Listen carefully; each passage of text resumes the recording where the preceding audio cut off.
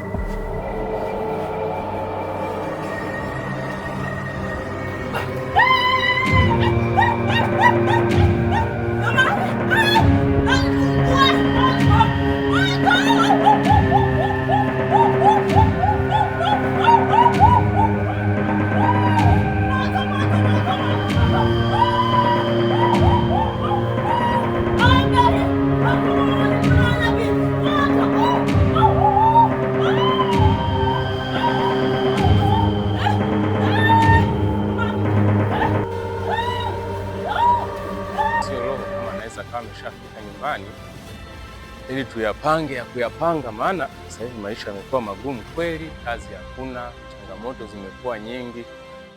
Hela ni zangu, sitaki mnisumbue mimi. Haya ndio maisha yangu niliyochagua nini? Hela ninayo.